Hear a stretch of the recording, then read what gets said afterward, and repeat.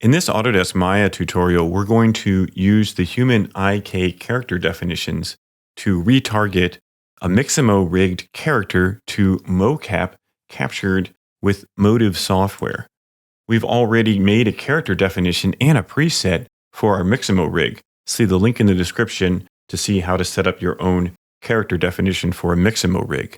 Now I'll import my Mocap data. File, Import. Here I have this FBX is my Mocap data, and I'll import it.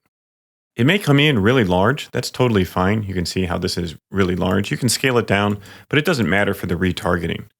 Here I have the skeleton, and if I hold Shift, I can click all of these, and it expands so I can see what's happening.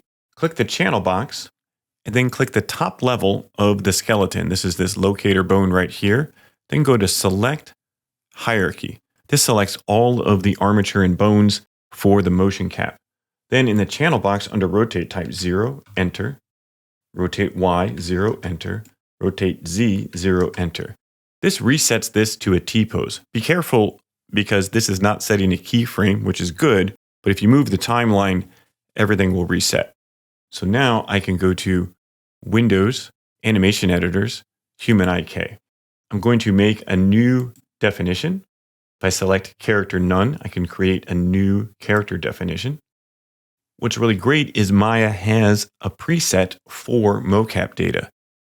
I'll select this locator, select hierarchy. Then over here, I'll select the folder, and then I'll select HIK. And the important part is if I look over here, this says skeleton, and by default, it says skeleton 001. Normally, you'll be making different naming conventions and namespaces, but for right now, this one says skeleton, so I can make sure it says skeleton and press OK, and everything automatically maps because there's a preset. I'll label this character. I'll click here to rename the character, Mocap Walking. I'll lock the character. I don't even need to see this anymore, and I'll zoom into my character, and I'll change this to Spacesuit. And under the controls, because we're not making a definition anymore, we're actually retargeting. For the source, I'll choose Mocap Walking and check it out. Now, my character does the motion capture walking.